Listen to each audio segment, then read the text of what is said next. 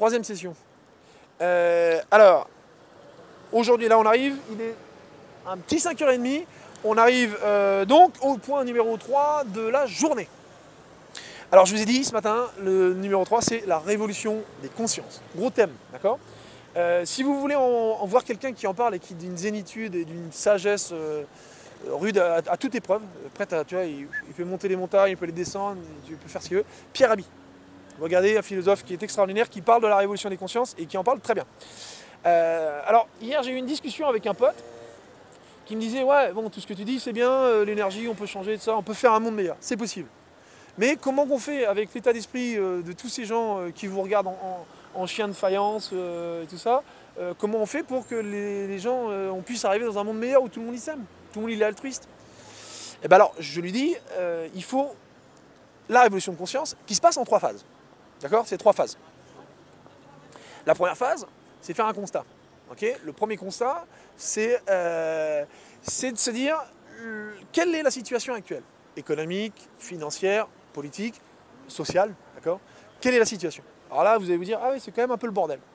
Mais une fois que vous êtes dit ça, il faut comprendre que, quoi qu'il en soit, c'est un fait établi, d'accord? La situation est telle qu'elle est aujourd'hui. Okay, on peut révolutionner les consciences en révolutionnant sa façon de voir les choses. C'est-à-dire qu'on ne voit plus l'autre comme une menace, mais comme une opportunité.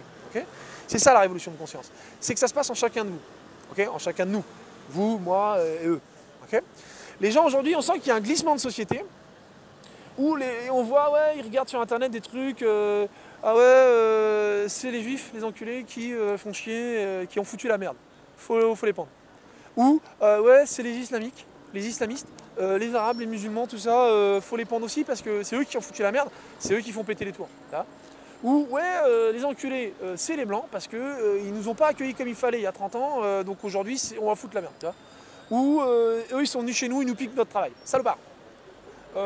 Où tu vas, tout ça. Clandestin, chômeur, tout ça. Le principe, c'est de se diviser une fois de plus. Comprenez qu'il n'y a pas de responsable dans tout ça. Le vrai responsable, il est derrière l'écran, là, c'est vous, ok, et moi. On est responsable de sa partie.